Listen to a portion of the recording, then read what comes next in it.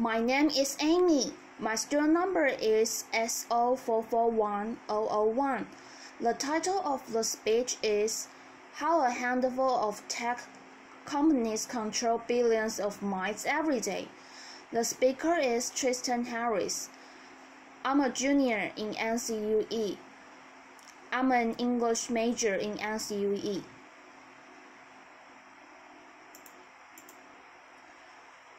I want you to imagine walking into a control room with a bunch of people, 100 people, hunched over a desk with little dials, and that the control room will shape the thoughts and feelings of a billion people.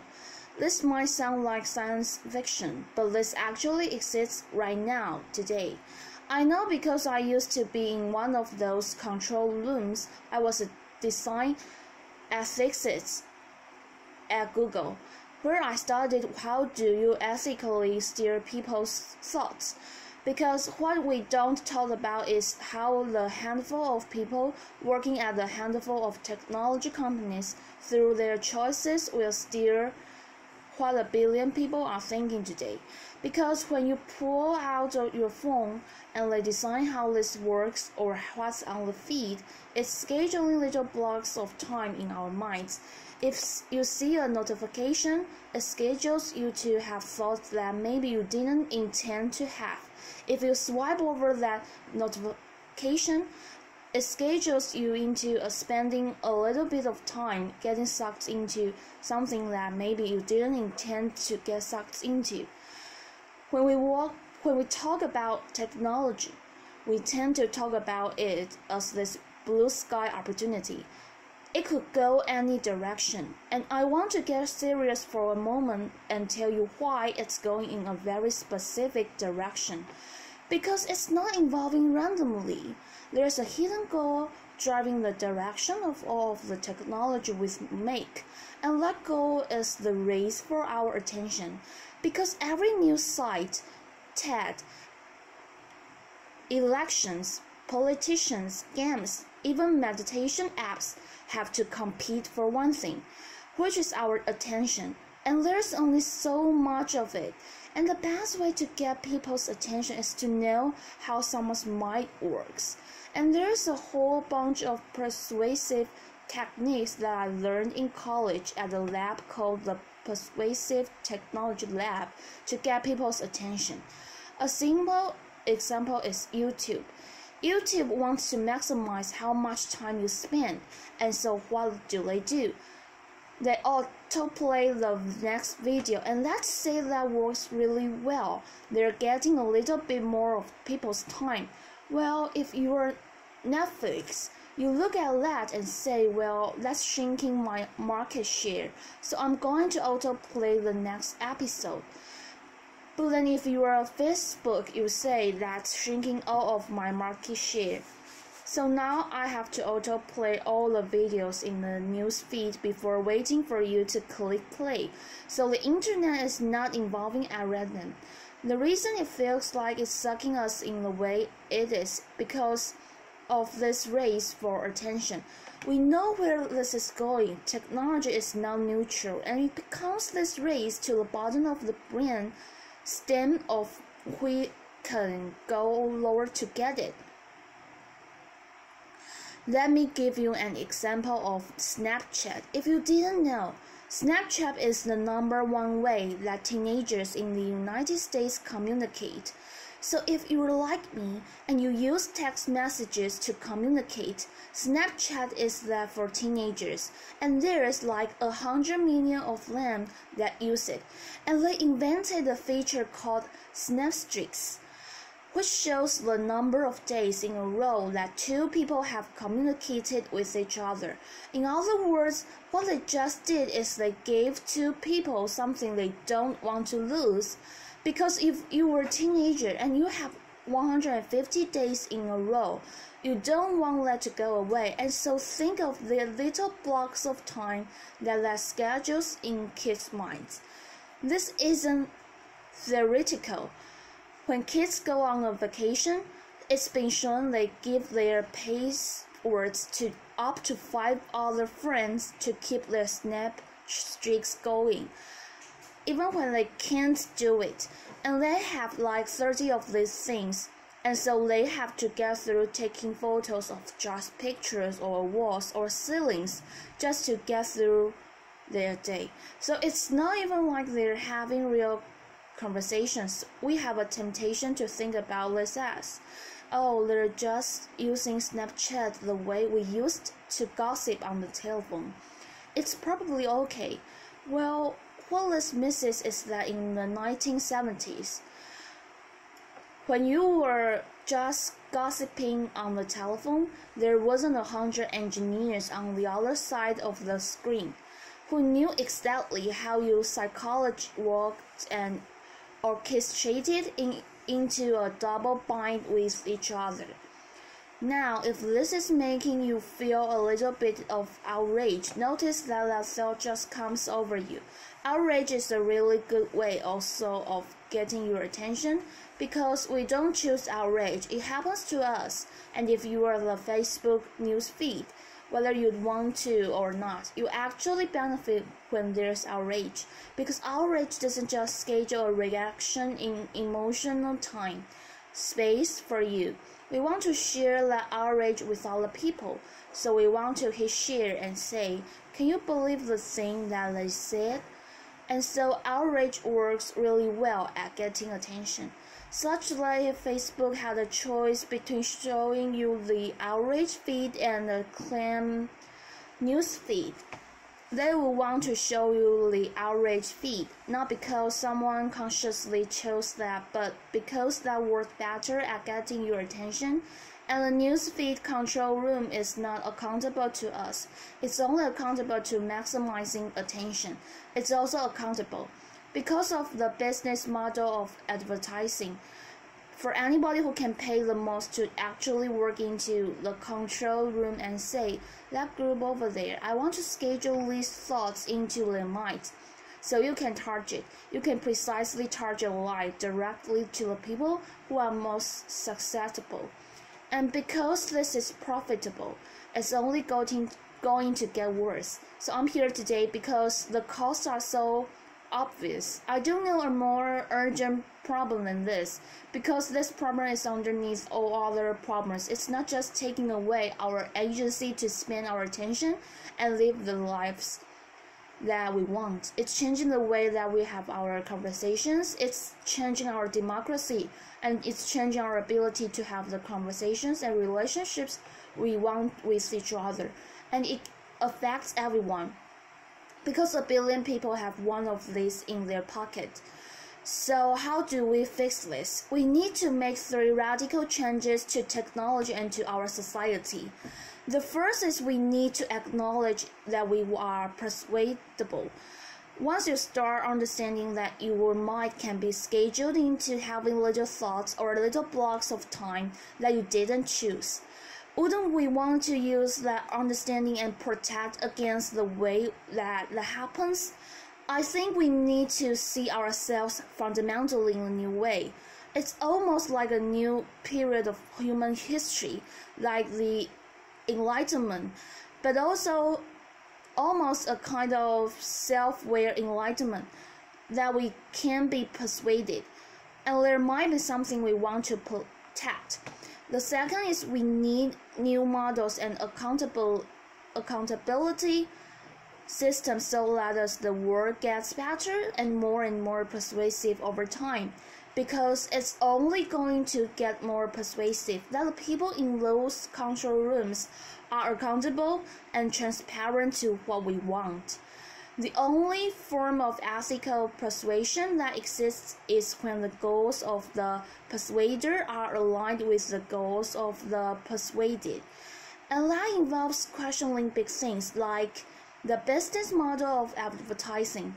Lastly, we need a design renaissance, because once you have this view of human nature that you can steer the timelines of 1 billion people, just imagine there's people who have some desire about what they want to do and what they want to be thinking and what they want to be feeling and how they want to be informed. and we're all just tucked into these other directions. And you have a billion people just tucked into all these different directions. Well, imagine an entire design renaissance that tried to orchestrate the exact and most empowering time well-spent way for those timelines to happen. And that would involve two things. One would be protecting against the timelines that we don't want to be experiencing, the thoughts that we didn't want to be happening. So now when that thing happens, not having the thing that sends us away. And the second will be empowering us to live out the timeline that we want. So let me give you a concrete example. Today, let's say your friend cancels dinner on you, and you are feeling a little bit lonely. And so what do you do in that moment? You open up Facebook, and in that moment, the designers in the control room want to schedule exactly one thing, which is to maximize how much time you spend on the screen. Now, instead, imagine if those designers created a different timeline that was the easiest way, using all of their data to actually help you get out with the people that you care about. Just think, alleviating all loneliness in society. If that was the timeline that Facebook wanted to make possible for people. Or imagine a different conversation. Let's say you wanted to post something super controversial on Facebook, which is a really important thing to be able to do, to talk about controversial topics. And right now, when there's that big comment box, it's almost asking you, what key do you want to type? In other words, it's scheduling a little timeline of things you're going to continue to do on the screen. And imagine instead that there was another button there saying, what would be the most time well spent for you? And you click host the dinner, and right there underneath the item is said, who wants to RSVP for the dinner? And so you'd still have a conversation about something controversial, but you'd having it in the most empowering place on your timeline, which would be at home that night with a bunch of friends over to talk about it. So imagine we're running like a find and replace on all of the timelines that are currently steering us towards more and more screen time persuasively, and replacing all of those timelines with what do we want in our lives. It doesn't have to be this way. Instead of handicapping our attention, imagine if we used all of this data and all of the power and this new view of human nature to give us a superhuman ability to focus, and the superhuman ability to put our attention to what we cared about, and the superhuman ability to have the conversations that we need to have for democracy. The most complex challenges in the world require not just to use our attention individually, they require us to use our attention and coordinate it together. Climate change is going to require that a lot of people are being able to coordinate their attention in the most empowering way together, and imagine creating a superhuman ability to do that. Sometimes the world's most pressing and important problems are not these hypothetical future things that we could create in the future. Sometimes the most pressing problems are the ones that are right underneath our noses, the things that are already directing a billion people's thoughts. And maybe instead of getting excited about the new augmented reality and virtual reality and these cool things that could happen, which are going to be susceptible to the same race for attention, if we could fix the race for attention on the thing that's already in a billion people's pockets, maybe instead of getting excited about the most exciting new cool fancy education apps, we could fix the way kids' minds are getting manipulated into sending empty messages back and forth. A plus, maybe instead of worrying about hypothetical future runway artificial intelligence that are maximizing for one goal. We could solve the runway artificial intelligence that already exists right now, which are these news feeds maximizing for one thing. It's almost like instead of running away to colonize new planets, we could fix the one that we're already on. Plus, solving this problem is critical infrastructure for solving every other problem. There's nothing in your life or in our collective problems that does not require our ability to put our attention where we care about. At the end of our lives, all we have is our attention and our time. What will be time well spent for ours? Thank you, applause. Chris Anderson, Tristan, thank you. Hey, stay up here a second. First of all, thank you. I know we asked you to do this talk on pretty short notice, and you've had quite a stressful week getting this thing together, so thank you. Some people listening might say, what you complain about is addiction and all these people doing this stuff. For them, it's actually interesting. All these design decisions have built our user content that is fantastically interesting. The world's more interesting than it ever has been. What's wrong with that? Tristan Harris, I think it's really interesting. One way to see this is if you were just YouTube. For example, you want to always show the more interesting new video. You want to get better and better and suggesting the next video. But even if you could propose the perfect next video that everyone would want to watch, it would just be better and better at keeping you hooked on the screen. So what's missing in that equation is figuring out what our boundaries would be. You would want YouTube to know something about, say, falling asleep. The CEO of Netflix recently said, our biggest competitors are Facebook, YouTube, and sleep. And so what we need to recognize is that the human architecture is limited and that we have certain boundaries or dimensions of our lives that we want to be honored and respected, and technology could help to do that. Plus, CA, I mean, could you make the case that part of the problem here is that we've got a naive model of human nature? So much of this is justified in terms of human preference. When we've got these algorithms that do an amazing job of optimizing for human preference, but which preference?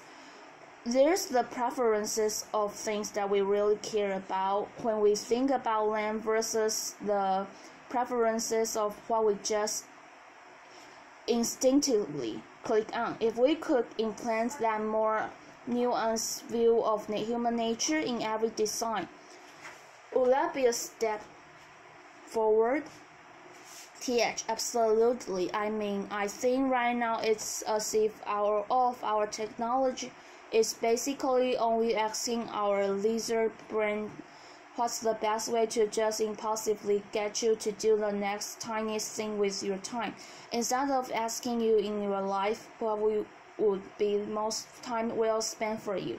What would be the perfect timeline that might include something later? Would be time well spent for you here at TED in your last day here? CA. So if Facebook and Google and everyone said to us first up, hey, would you like us to optimize for your reflective brain or your lizard brain? You choose. Yeah, right. That would be one way. Yes, CA, you said persuadability. That's an interesting word to me, because to me there's two different types of persuadability. There's the persuadability that we're trying right now of reason and thinking and making an argument. But I think you were almost talking about a different kind, a more visceral type of persuadability, of being persuaded without even knowing that you were thinking. TH, exactly. The reason I care about this problem so much is studied at a lab called the Persuasive Technology Lab at Stanford that taught students how to recognize exactly these techniques. There's conferences and workshops that teach people all these covered ways of getting people's attention and orchestrating people's lives. And it's because most people don't know that this conversation is so important. See, Tristan, you and I, we both know so many people from all these companies. There are actually many here in the room, and I don't know about you, but my experience of them is that there is no shortage of good intent. People want a better world. They really want it. And I don't think anything you're saying is that these are evil people.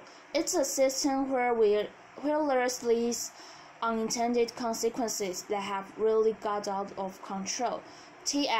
Of this race for attention, it's the classic race to the bottom when you have to get attention. And it's so tense. The only way to get more is to go lower on the brain stem, to go lower into outrage, to go lower into emotion, to go lower into the lizard brain. See, well, thank you so much for helping us all get a little bit wiser about us. Tristan, Harris, thank you. TH, thank you very much. Applause.